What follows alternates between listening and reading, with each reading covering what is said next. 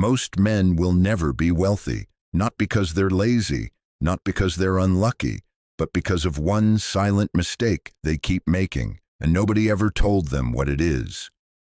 Stay with me for the next 8 minutes. This might be the most important thing you hear all year. Here's the truth nobody wants to say out loud. The average man works 40 years, 40 hours a week, and retires with almost nothing. According to recent data, nearly 60% of Americans can't cover a $1,000 emergency without going into debt.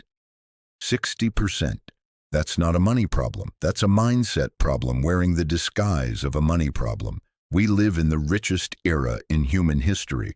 More information, more tools, more opportunity than any generation before us. And yet, most men are broke, stressed, and stuck. Why? Reason number one, they trade time for money and call it a career. The broke man's formula is simple. Work hard, get paid, spend it all, repeat. He never questions the system he's trapped in. He thinks a raise will fix everything. It won't. A raise without financial education just means more money going out the door faster. Rich men don't sell their time. They build systems that generate income while they sleep. That could be investments, a side business, digital products, real estate. The vehicle doesn't matter. The mindset does. Ask yourself right now, if you stopped working tomorrow, how long could you survive? 1 month? 2? That number tells you everything about where you stand financially. If the answer makes you uncomfortable, good. Use that discomfort. Reason number 2, they spend to feel successful instead of investing to become successful. The new car, the sneakers, the watch. I'm not judging, I get it. We're wired to signal status. But there's a brutal difference between looking wealthy and building wealth. One empties your bank account. The other fills it. Every dollar you spend on a liability is a dollar that could have been working for you. Compound interest is the closest thing to a superpower that exists in finance. A 25-year-old who invests just $200 a month at a 10% average return will have over $700,000 by retirement.